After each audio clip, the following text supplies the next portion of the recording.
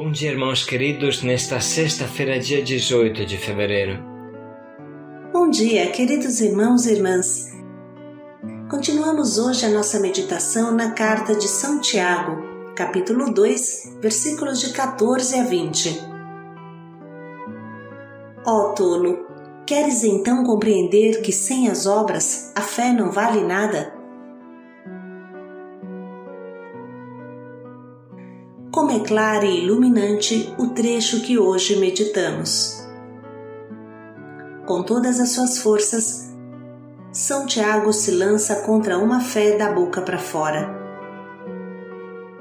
O inferno está azulejado de boas intenções. Quem somente fala da palavra vai para o inferno, e quem a vive vai para o céu. Por que me chamais Senhor, Senhor, e não fazeis o que eu vos mando? Nem todos os que dizem Senhor, Senhor entrarão no reino do céu, mas quem faz a vontade do meu Pai. Nunca vos conheci, afastai-vos de mim, vós que praticais o mal.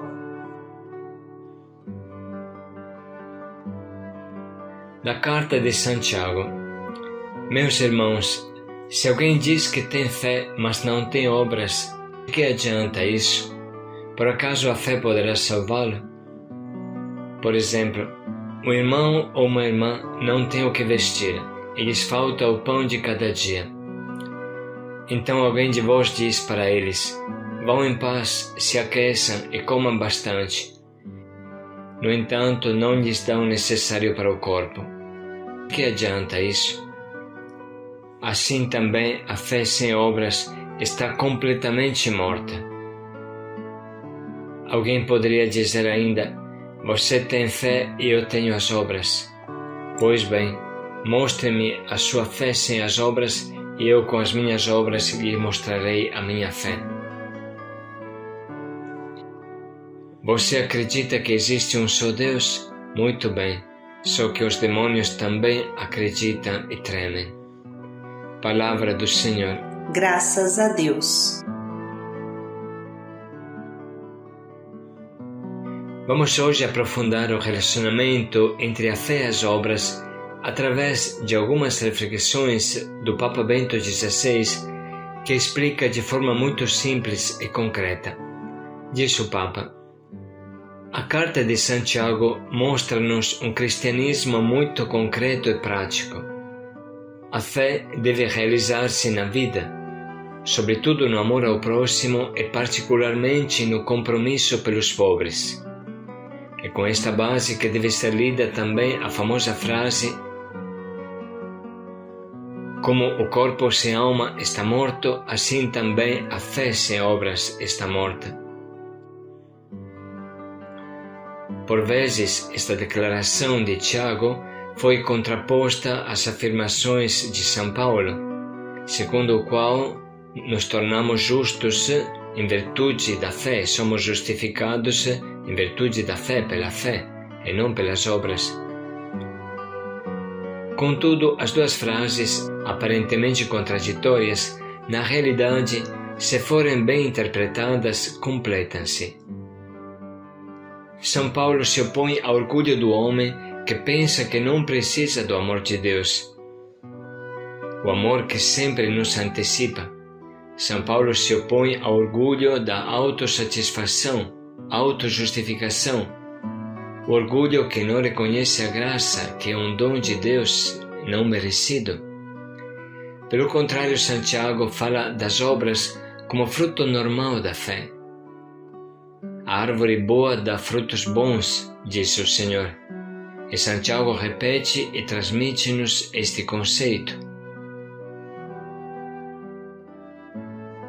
Continua Papa Bento XVI em outra ocasião. À luz de quanto foi dito, torna-se claro que nunca podemos separar e menos ainda contrapor fé e caridade. Estas duas virtudes, a fé e a caridade, estão intimamente unidas, e seria errado ver entre elas uma contraposição. O Papa diz que está errado seja quem sublinha de maneira absoluta a fé e acaba menosprezando as obras, seja quem só fala de obras e deixa a fé para trás, pensando que o que conta é fazer e não o ter uma intimidade com Deus. Para uma vida espiritual sã, é necessário evitar tanto a apoteose da fé quanto a apoteose do ativismo. Continua Papa Bento XVI. A existência cristã consiste em um contínuo subir ao monte, ao encontro com Deus, e depois voltar a descer, trazendo o amor e a força que daí vem, para servir os nossos irmãos e irmãs com o próprio amor de Deus. Na Sagrada Escritura, vemos como o zelo dos apóstolos pelo anúncio do Evangelho que suscita a fé está estreitamente ligado com o amoroso interesse pelo serviço dos pobres. Os primeiros capítulos dos Atos dos Apóstolos mostram quanta dedicação os apóstolos e os diáconos tinham em distribuírem os bens para as viúvas e os órfãos. Na Igreja devem viver juntos e integrar-se, seja a oração-contemplação, seja a ação, de certa forma simbolizada nas figuras evangélicas de Marta e Maria. O primeiro lugar cabe sempre à relação com Deus, e a verdadeira partilha evangélica com os pobres deve radicar-se na fé. De fato, por vezes tende-se a reduzir a palavra caridade a mera solidariedade ou mera ajuda humanitária. Mas é importante recordar que a maior obra de caridade é precisamente a evangelização, ou seja, o serviço da palavra. Continua o Papa. Não há ação mais benéfica e, por conseguinte, mais caritativa com o próximo do que repartir-lhe o pão da palavra de Deus, fazê-lo participar da boa nova do Evangelho, introduzi-lo no relacionamento com Deus. A evangelização é a promoção mais alta e integral da pessoa humana.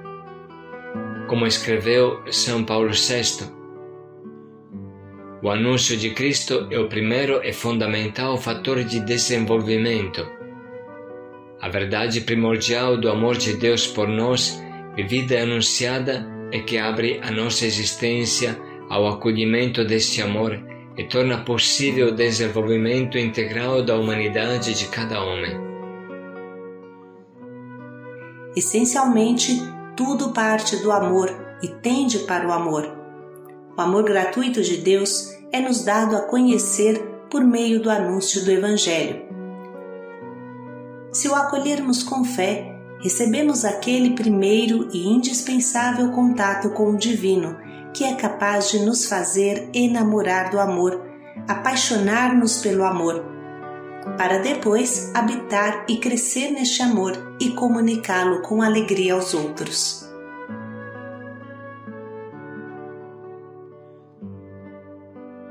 A propósito da relação entre fé e obras de caridade, há um texto da carta de São Paulo aos Efésios que resume talvez do melhor modo.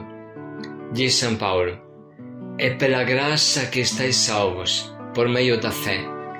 E isto não vem de vós, é dom de Deus.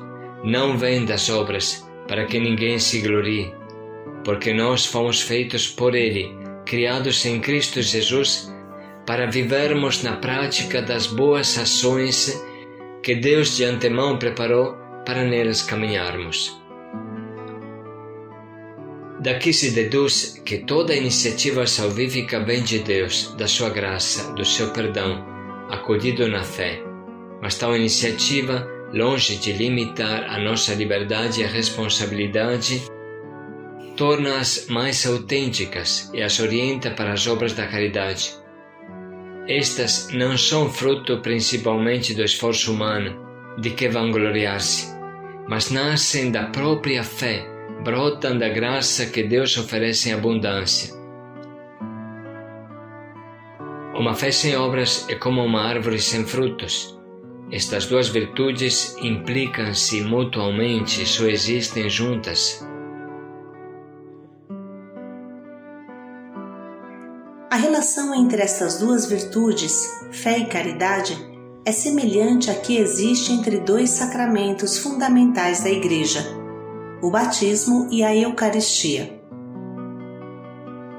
O batismo, sacramento da fé, precede a Eucaristia, sacramento da caridade, mas está orientado para ela, que constitui a plenitude do caminho cristão.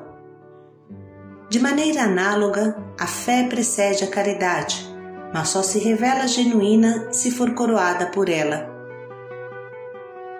Tudo inicia do acolhimento humilde da fé, saber-se amado por Deus, mas deve chegar à verdade da caridade, saber amar a Deus e ao próximo, que permanece para sempre como coroamento de todas as virtudes. Essas reflexões muito claras e práticas nos ajudam a entender com profundidade o trecho que agora vamos ouvir novamente. Meus irmãos, se alguém diz que tem fé, mas não tem obras, de que adianta isso? Por acaso a fé poderá salvá-lo? Por exemplo, um irmão ou uma irmã não tem o que vestir e lhes falta o pão de cada dia. Então alguém de vós diz para eles: vão em paz, se aqueçam e comam bastante. No entanto, não lhes dão o necessário para o corpo. Que adianta isso? Assim também a fé sem obras está completamente morta. Alguém poderia dizer ainda: você tem fé e eu tenho as obras. Pois bem, mostre-me a sua fé sem as obras e eu com as minhas obras lhe mostrarei a minha fé. Você acredita que existe um só Deus? Muito bem, só que os demônios também acreditam e tremem.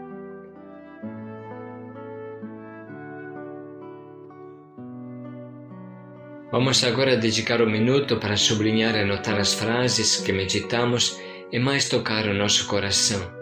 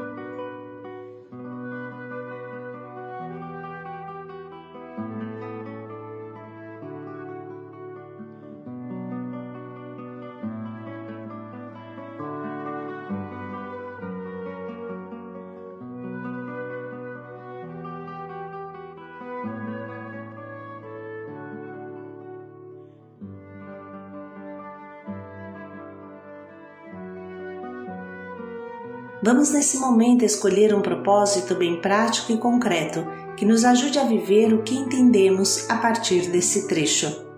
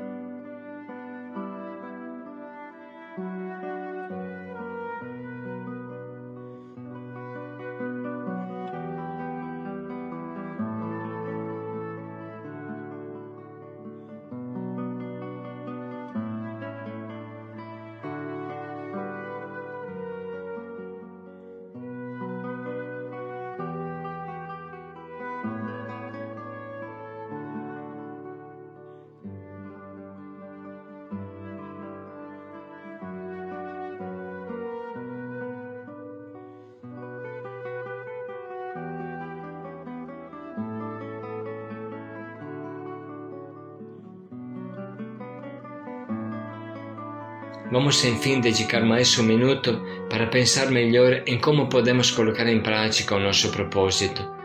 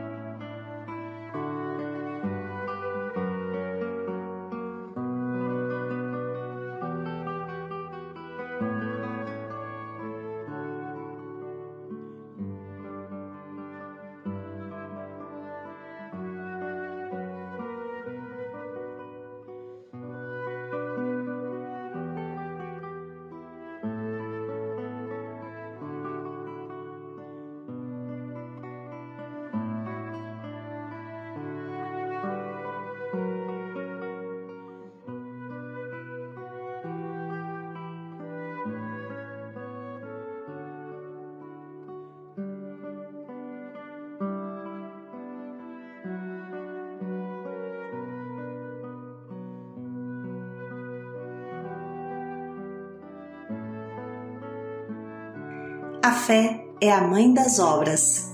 Paz e alegria a todos. Sem obras, a fé está morta. Paz e alegria a todos.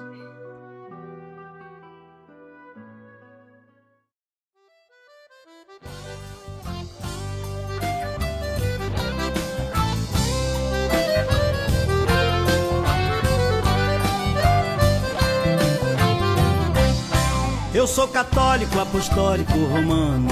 Há muito tempo pratico a religião. A minha igreja exige fé e compromisso. Ser fiel a tudo isso sempre foi minha intenção. Mas como eu, tem muita gente que se esquece de vez em quando da sua obrigação. Um só quer rezo, o outro só quer trabalhar. Como pudessem separar serviço da oração. Enquanto houver divisão, parte contrária, a vida comunitária vai ser essa arengação. Tem que varrer a igreja, mas ninguém quer. Tem que pintar o muro, mas ninguém quer. Tem que tocar o sino, mas ninguém quer. Entrar no paraíso, todo mundo quer. Tem que dobrar o joelho, mas ninguém quer. Tem que fazer novena, mas ninguém quer.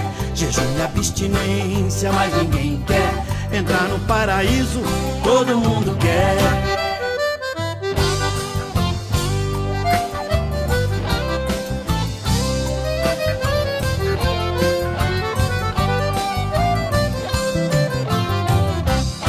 A fé sem obras, já dizia São Tiago, é uma fé morta, quase sem nenhum valor. Assim, em meio a defeitos e virtudes, peça ao Pai que nos ajude a vivenciar o amor. Mas como eu, tem muita gente que se esquece de vez em quando da sua obrigação. Um só quer rezo, o outro só quer trabalhar. Como pudessem separar serviço da oração. Enquanto houver divisão, parte contrária, a vida comunitária vai ser essa arengação. Tem que varrer a igreja, mas ninguém quer. Tem que pintar o muro, mas ninguém quer. Tem que tocar o sino, mas ninguém quer. Entrar no paraíso, todo mundo quer. Tem que dobrar o joelho, mas ninguém quer.